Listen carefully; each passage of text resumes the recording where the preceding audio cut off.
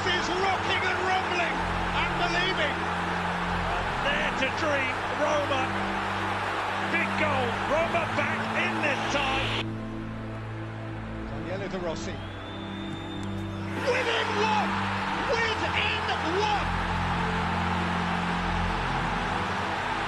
Half an hour and more to play. It could be. It just could be here. And then Roma have risen from their ruins. Nonetheless, the Greek god in Rome. The unthinkable unfolds before our eyes. Incredible scenes. And they've deserved it, Roma. Barcelona have bottled it. All right, sitting through yet another edition of Marawa TV. Marawa Moments, as of course it's all about the lockdown. And what a great honor and a pleasure today to go all the way back to the United Kingdom and chat to the one and only. I call him legendary because he is legendary, award-winning, Peter Drury, to find out what he's up to on the lockdown. Peter, thank you so much for your time and welcome to Marawa TV. Robert, thank you for having me and for such a kind introduction. Good to be with you. I see a bit of sunshine outside. Does that mean today the UK is having a good sense of good weather? Yeah, beautiful day, actually.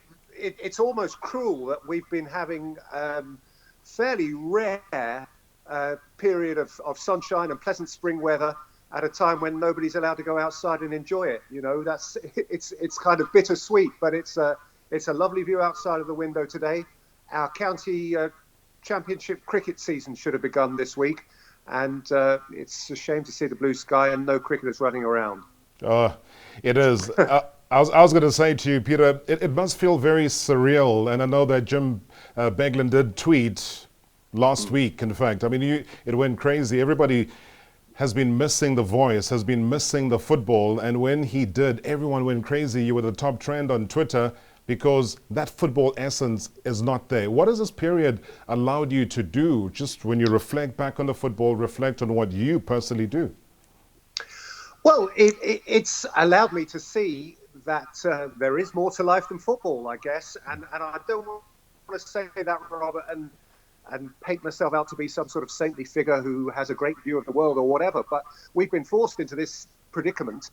And the best thing we can do is maximize the opportunity it presents for us. And I've been able to read books that I wouldn't have read. I've been on more exercise that I would have gone on. I've enjoyed the company of my family, who for long swathes of the football season I have to ignore. And that has been really, for me, in my little very, very fortunate bubble, a bonus of all this. And I feel almost guilty for saying it because, of course, around the world there are so many thousands of people for whom this is a truly awful, awful time. But at the moment, I've been able to benefit from a much gentler lifestyle, and I have nothing to complain about, except, and I'm not going to be disingenuous about it, I really am missing the buzz, as we all are, the buzz of football.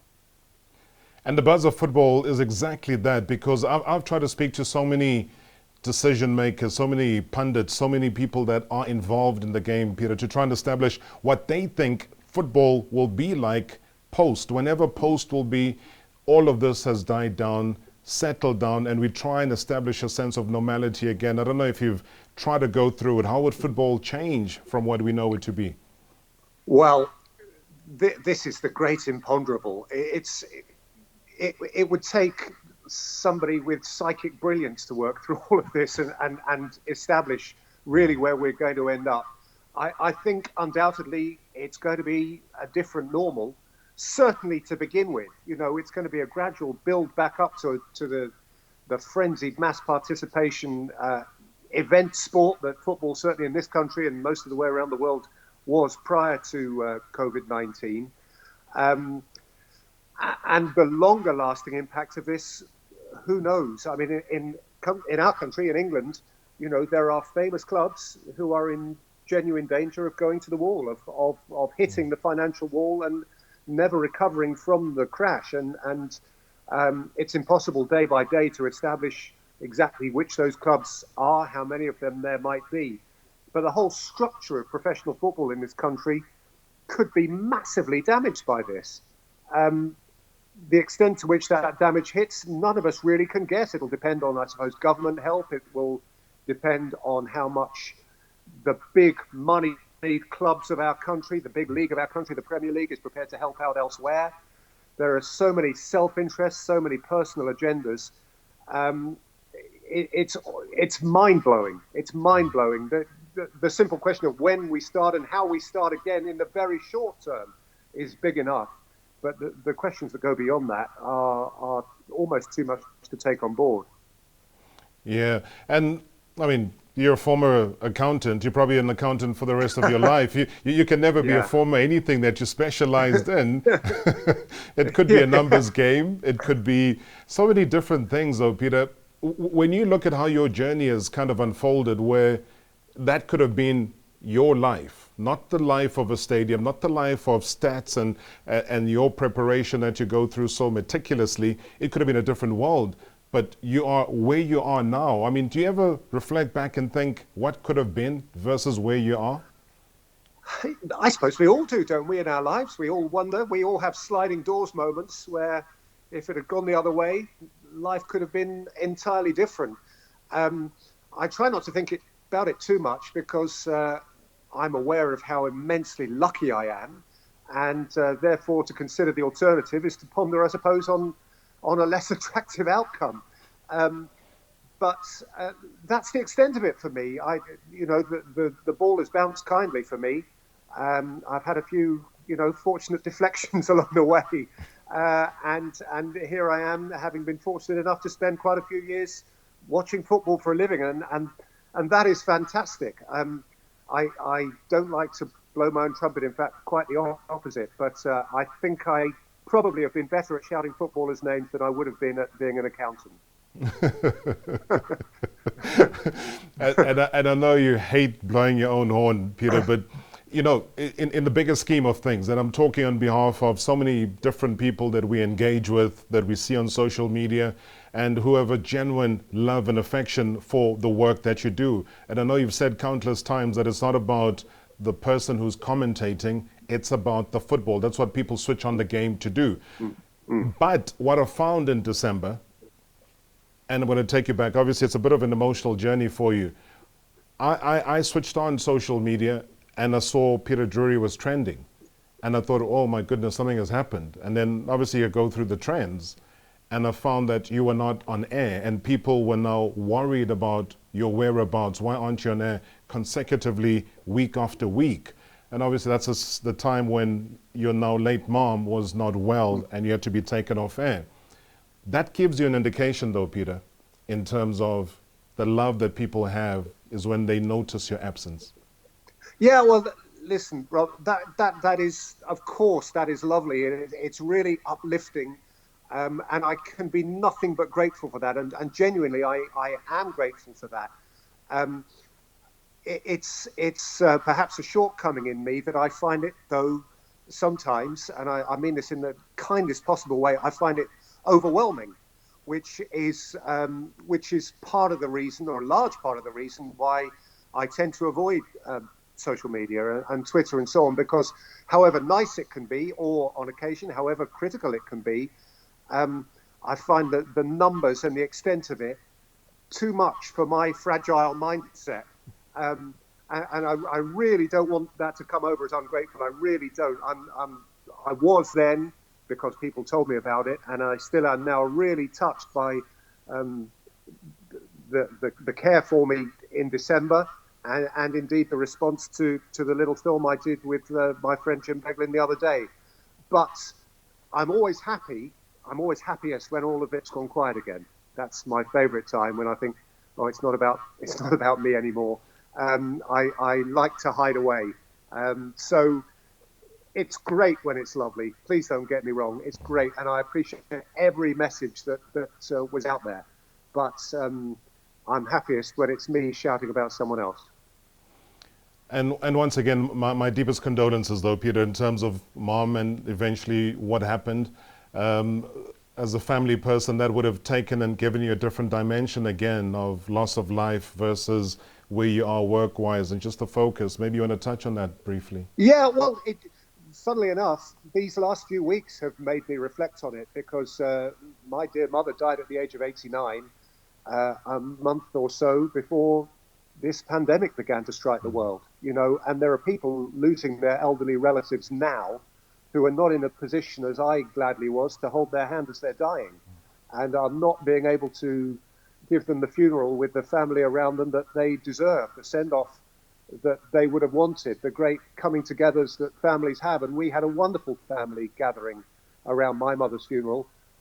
Unforgettable relatives I hadn't seen for years who are now reunited on family WhatsApp groups and laughing and smiling with each other, just as my mother would have wanted. And we were able, in the nick of time, to do all this for her. And I think of others now, and I think, my mother really would probably not have, she would have been hugely vulnerable now, hugely vulnerable. I wouldn't have been able to go and visit her the way I used to. And as I say, I certainly wouldn't have been sitting at her bedside when she died. So in that regard, I think my family and I have been hugely fortunate. And my heart bleeds for thousands, hundreds of thousands of families around the world who are having to struggle with the severe illness of their patriarchs and matriarchs, and indeed then the death of those people, without being able to be close by. Horrible. Well, as I said, strength to you, Peter, strength to the family as well. And as we try and journey on and you talk about missing the game and missing the buzz, what do you find strange that you do? I mean, does Peter Drury, like a musician who'll wake up and try and warm up their voices, or an opera singer try and warm up their voices to see if they're still in tune? I mean, you had notes there from what Jim Beglin said that you had prepared for the next game. Have you found yourself maybe even doing an opening of that game? I mean, is that something you'd want to share? No, it's funny you should say that. Once in a while, there are lots of quiet moments.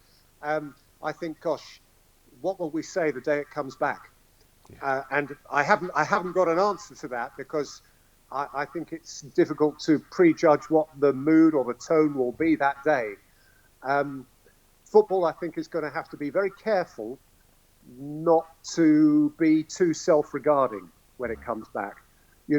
It's going to be lovely because when the Premier League and the other leagues around the world, when they return, that is going to be a good news story. That is going to be really good news, and we've got to be upbeat, and we've got to be excited, and we've got to blow our own trumpet up and say, yeah, we are back. We are back, hurrah. But we would be foolish in the extreme to misjudge it and believe that our bit of good news in any sense eclipses the bad news that the world will have been going through by then for 4, 5, 6 months or more. We've got to know our place. And so finding the right tone without being triumphalist about it, whilst remaining sympathetic and empathetic, but at the same time rejoicing in the fact that the game we love is being played again. I think that's going to be an awkward broadcast moment. So you asked me whether I practice. I don't. I've been reading books and running around the block and getting my old bicycle out. But I have sometimes pondered on the tone we're going to have to take, because I think it's going to be an easy one to get wrong. Yeah. And if you had to look at your schedule, if we had to come back to a normal schedule, what is your scheduled game that you're supposed to do next? If everything was back to normal, what is your next game? Well, the weekend that was coming up was going to be Watford-Leicester on the Saturday, which I was prepared for. Yeah. West Ham Wolves on the Sunday, which I was 80% prepared for, but Wolves had played the Thursday evening in the Europa League, so I had to update my Wolves statistics and information for that before the Sunday. I was going to do that on the Saturday evening. But then the Monday night was Liverpool-Everton. And if Manchester City had lost on the Saturday or Sunday, I forget which way around it was, that was the Merseyside derby at which Liverpool could have crowned themselves champions. So actually, although I'd done a fair bit of statistical work for that, I wasn't able properly to prepare for that Merseyside derby until I knew the outcome of the Manchester City game, because it became an entirely different animal if it was a potential title decider. So I actually had a frantic weekend coming up, followed on the Tuesday by Juventus against Lyon, and then the Thursday, Wolves against Olympiacos in the Europa League. So it was a crazy week, personally, that I was in the middle of. And when football was suddenly called off, of course, I felt flat like everybody did. But I thought, oh, wow, I'm suddenly sort of off the hook here. Yeah. I was burning the candle at both ends, just keeping up. And suddenly there was nothing to do at all. Crazy stuff. Well, thanks for doing that. I was going to ask you to just bring yourself back to the center so we can kick off beautifully in the center line. Not a problem, Peter. I'm getting carried away. No, as we'd all do. I think if the emotion wasn't there, it would be a crazy scenario. But as you talk about that, I mean, it must be even stranger for a Jurgen Klopp. It must be stranger for the Liverpool family to sit back and say, after 3 decades of nothing, as far as the league is concerned, we were just almost there. What do you think is going through their minds, their emotions, and how they're feeling? I mean, obviously it's a human story, but from a footballing sense. Yeah, it must be a terrible sense of sort of anticlimactic suspense. You know, they're in this waiting game, wondering whether they'll get to finish their season of seasons. And for those human beings most intimately involved in that Liverpool project, those players, that coach, it must be a massive, massive frustration. They've all been very good about it. Their work in the community, what they've said on their various club platforms has been wise and sensible and outward looking. They haven't been navel gazing and saying, poor us.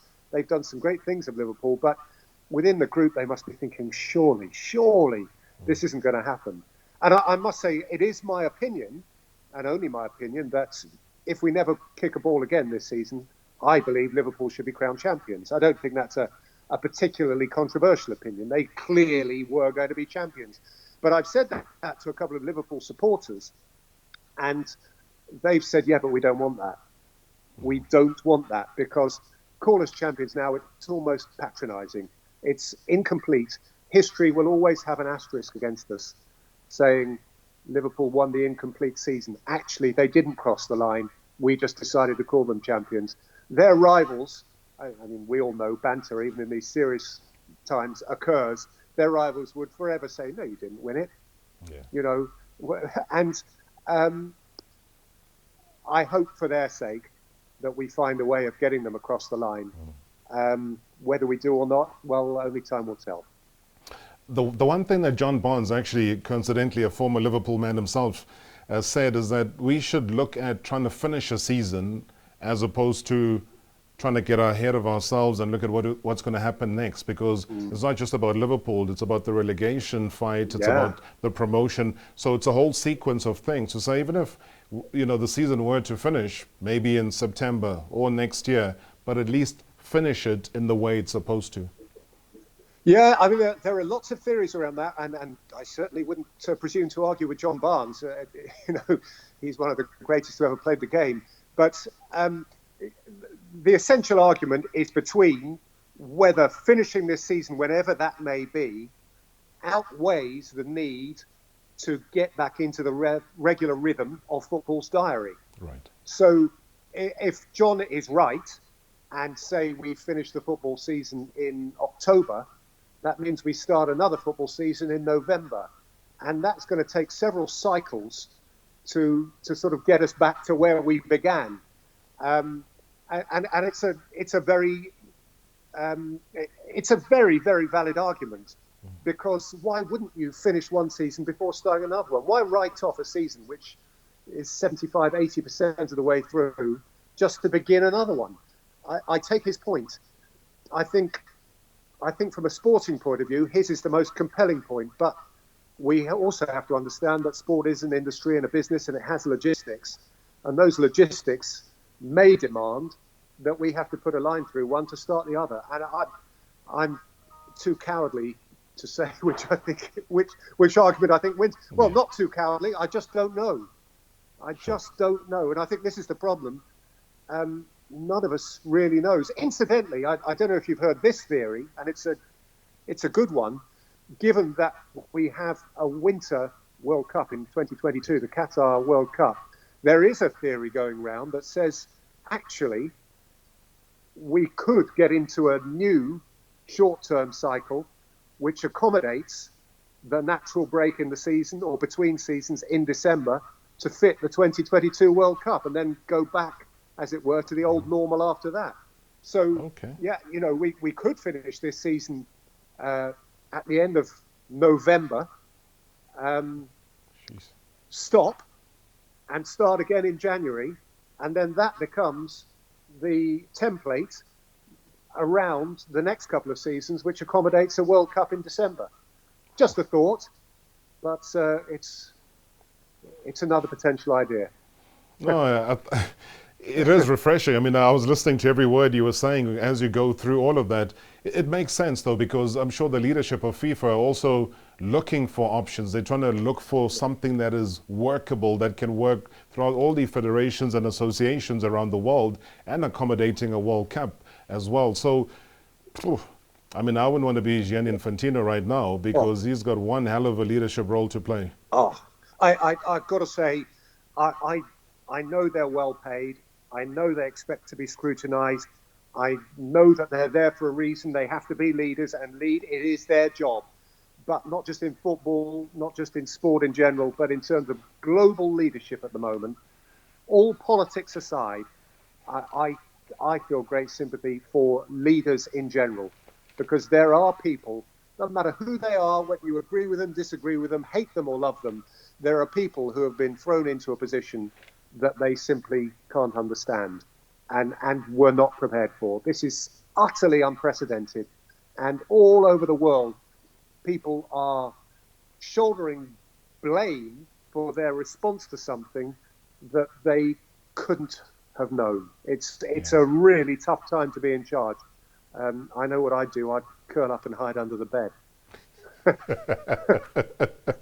Talking about going under the bed, I want to pick something up here, because they were trying to describe you.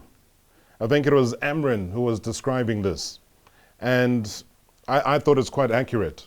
They said, in describing your voice, Peter, it can sound quiet, friendly, but when a goal goes in or even threatens to, he turns it into an end of his tether, dean of a university who arrived just a minute too late to find the science block has exploded. End quote. Yeah, well, there you are. Goodness me. If he knew what I was like at science at school, he probably would have used a different analogy, because believe me, I was hopeless. But I certainly wouldn't have been anywhere near a science block in university.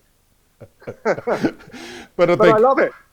No, I was just going to say, apt description, though, because, I mean, you've been caught a couple of times where, let's take a Wayne Rooney overhead kick, the bicycle kick that he had to execute. It's a beautiful pass, Nani's there, it's his little build-up, and he does the most unexpected thing. But you, in true Peter Drury form and fashion, you master the language, the right words to describe it to anybody, anywhere in the world, and that moment gets to live for many, many years to come. Just talk us through that mental process where the unexpected happens in the event of just balls being passed around. Well, the first thing I would say is that if you have a good moment around one of those fantastic pieces of football, that's lovely, and it's lovely that people rejoice in it. It's worth saying that over the course of a season, I might commentate on 100, 200, 300 goals, and they're not all great moments.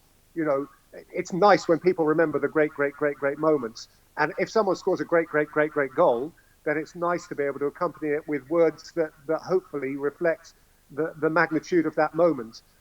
But if we are talking about the special moments, and that Rooney overhead kick might be one, what I would say is that A, without wanting to repeat myself, it's his moment, not mine. But B, when Rooney executed that overhead kick, he did it instinctively. It was a moment, as it were, you can believe in God or not believe in God, but in some sense given to him. That ball sat in that position, and he had the wherewithal. He didn't go through some great cogitation in his mind, right, I've now got to leap up 3 feet in the air, and he just did it because it was given to him to do. And I suppose I reacted to it in the same sort of way. There it was in front of me, just as the ball was at a certain height for him, and he created an overhead kick that everybody will remember, and I came up with a couple of sentences. Manny. Rooney!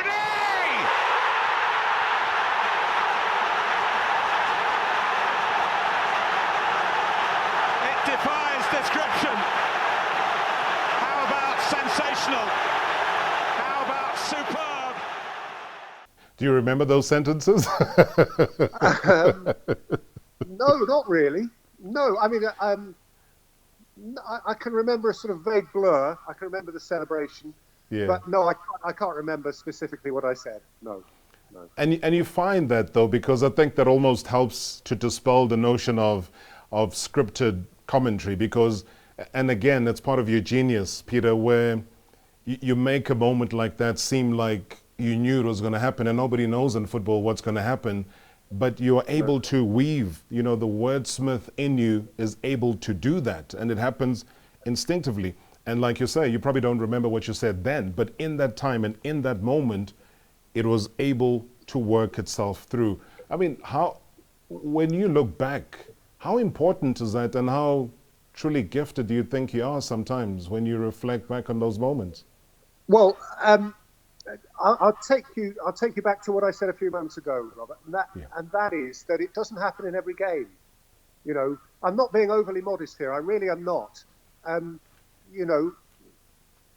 can have very, very ordinary games, and thousands of football matches are played, and people remember them, but not many of them are recalled.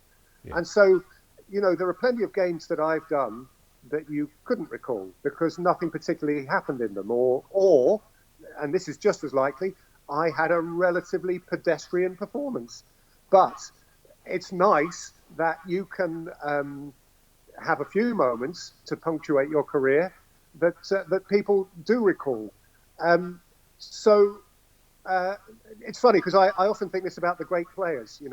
I wonder if you had this conversation. And by the way, there's a danger here that people think I'm equating myself to these people. I'm honestly not. But if you talk about the great players, supposing you were interviewing Lionel Messi now and talking through his greatest goals, I wonder whether he would say, yeah, it's great you remember my great goals, but do you remember my performance away to Osasuna in 2012 when we drew 0-0 and I missed an open goal and all of those things? He makes mistakes.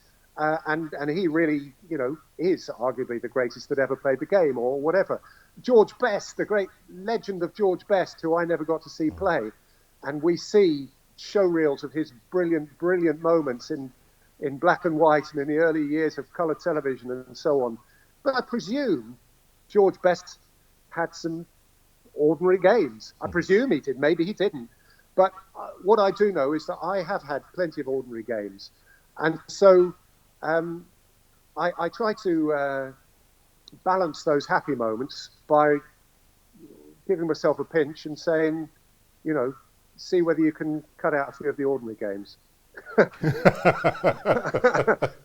Well, the one thing I can tell you though, Peter, is that I've found a lot of people saying that the so-called ordinary games, because I can't even imagine pedestrian and Peter Drury in the same sentence anyway, but I've found a lot of people who have said that they've found themselves watching games like the earlier kickoffs that they wouldn't ordinarily watch, because if they heard that it's you that's doing the game, then you would make those ordinary games come to life. And that is the gift and the power that I talk about, is making the ordinary extraordinary. Well, that's lovely. I mean, funnily enough, I quite enjoy those games that people, never mind me, but people would consider ordinary. The games that don't necessarily involve the stellar clubs, because they tap into something a little bit different. They tap into community clubs, clubs who really matter to their town, as opposed necessarily to the great global clubs, the Manchester Uniteds and Liverpools and so on. So actually,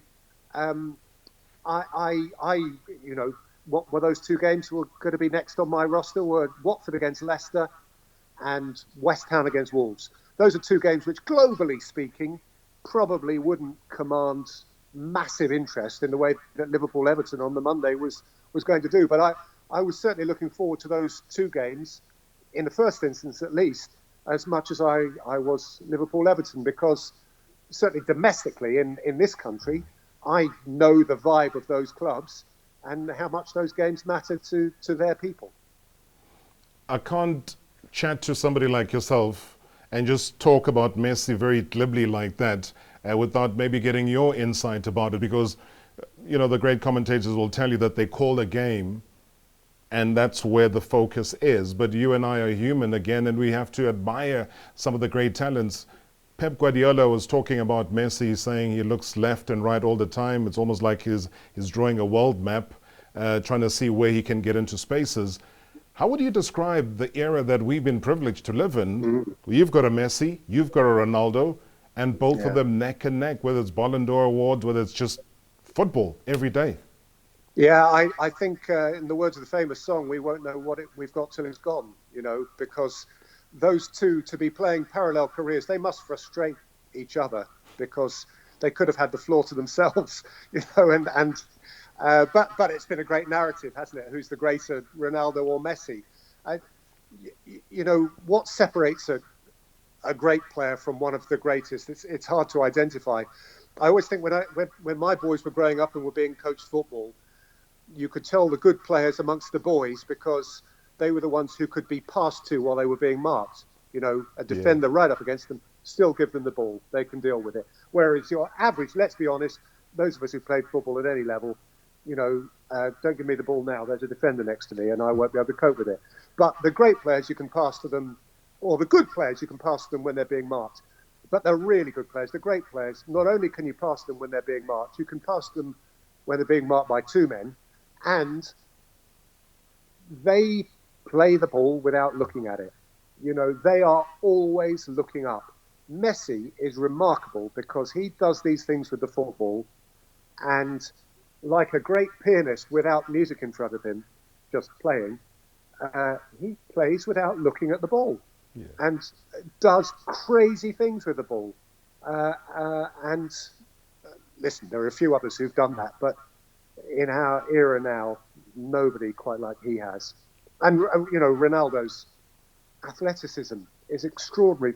What he's got that Messi hasn't got to the same extent, of course, is his aerial prowess. Got all those other bits, and he scores left-footed, right-footed, whatever. But his athleticism, when he takes off for a header and he's suspended, whatever it is, 2 meters high in the air and just hangs, I mean, that is Olympian excellence. And while we talk about the Messi, let's hang around the Barcelona factor now, because, and that's the beauty about the Champions League, is that it allows beautiful games between clubs that ordinarily would not play against each other to fare against each other. You've got Roma, everybody dead and buried, done. I'm sure you hear this time and time again, not only about the game, Peter, but it was also just about the way you were able to live the enjoyment and excitement of football in its raw delivery.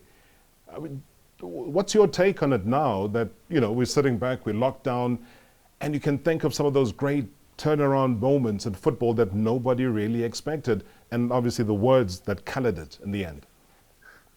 Yeah, well, I think that particular night was largely about lack of inhibition, actually.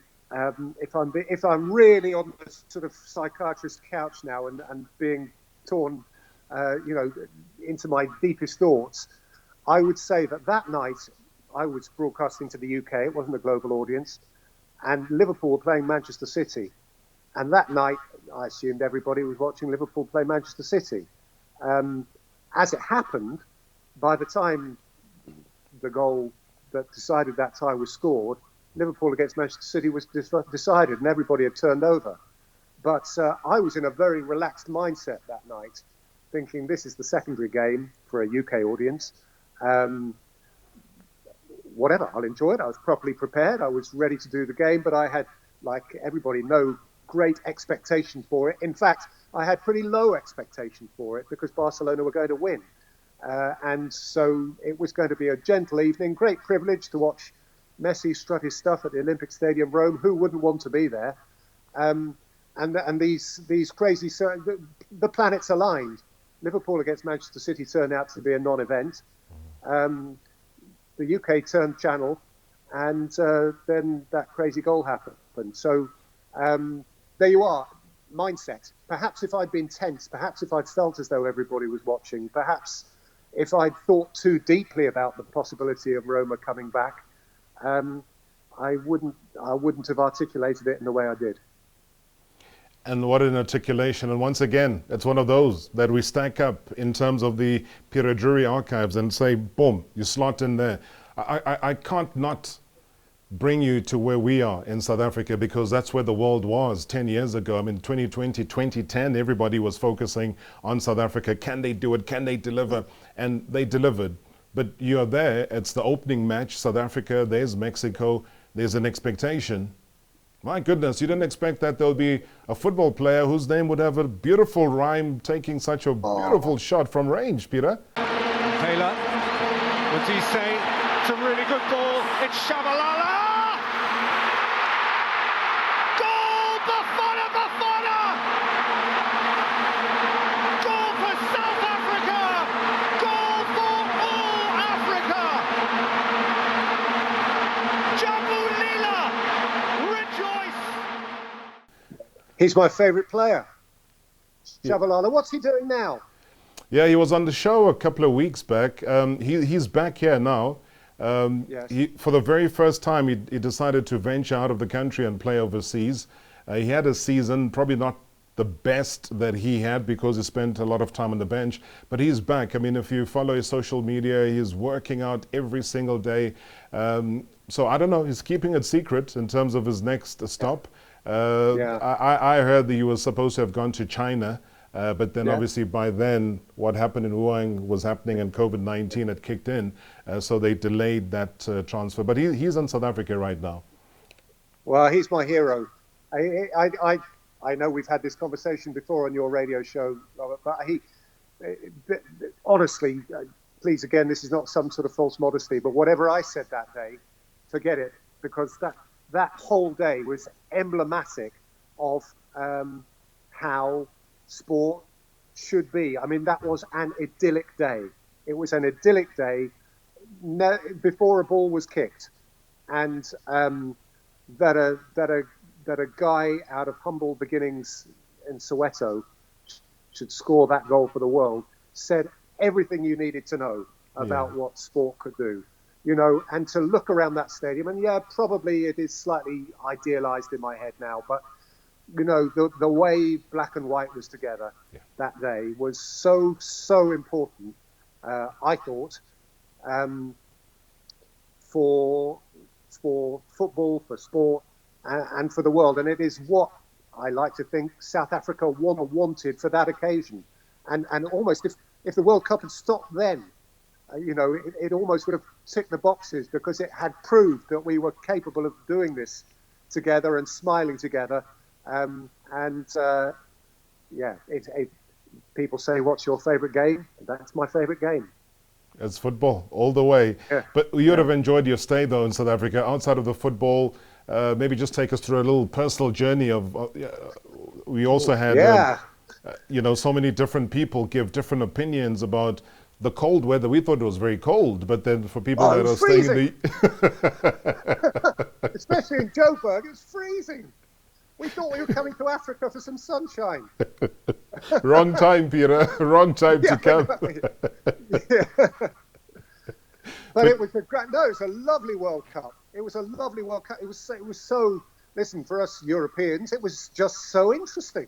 Yeah. It was so interesting. And it's become a bit of a blur now. It's 10 years ago, but it's I remember the Curries in Durban were magnificent, and that was fantastic. And I Port Elizabeth, beautiful place. I spent a lot of time in Joburg, and they told me to be frightened of going to Joburg. And I was not remotely frightened of being in Joburg.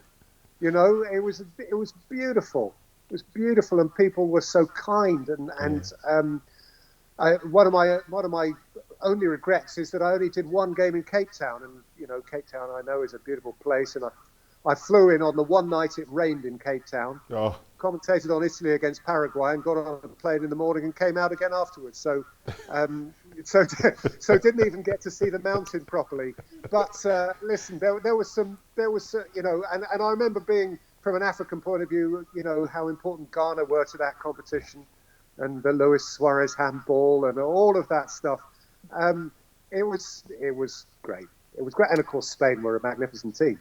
I was going to say, I'm sure it's still ringing in your head, the whole Vuvuzela thing, because it was a strange thing for a lot of people. South Africans were used to the blowing of the Vuvuzela at the stadium. Yeah. How did you find that? Oh, it's funny. You know, here we are in lockdown. You'll like this, in lockdown, like everybody else at the moment. I'm clearing out my attic, my old cupboards and all of those things because there's nothing else to do. And I've just come across the 3 Vuvuzelas I brought home for my sons. Oh. So there you are, 10 years ago. And I remember the fun, you know, because they were able to take them into school and show that Dad's brought home a Vuvuzela from South Africa, and they were the thing then. But yeah, I mean, some people hated them, didn't they? They became immensely unpopular in some. Can we not watch a football match without this thing going on? But actually, again, for me, that was the South African World Cup. And what do we want? Do we want the same thing time after time? You know, that was the soundtrack. So fine, great. I must say, it never bothered me, and it excited me. And it was quite funny starting the next Premier League season, and there were no Vuvuzelas. Didn't sound right. Oh, man, it's almost like starting another season without a Peter Drury. It's amazing how 30 minutes has flown by, Peter. But thank you so much for just opening up yourself and chatting to us. And so many people are going to love what we have spoken about, and just love about the lockdown is trying to get inside the psyche and the personality of people that, like yourself, when you're busy, probably unreachable, but you always find the time to chat to us, and I really do appreciate it from the bottom of my heart, Peter. Well, I appreciate it too, Robert. I really do appreciate the contact. It's great to have a means of talking to the football supporters in your country, so thank you very much. Thanks so much. Stay strong and stay safe. You too. All right, Peter Drury joining us all the way from his home, thankfully in the United Kingdom, and just reflecting on so many things. So subscribe on the channel, like everything that is there. I know you've been watching, and we bring you these specials on Marawa Moments. Thank you so much indeed for indulging us and spending some of your time with us here as the guest today, Peter Drury.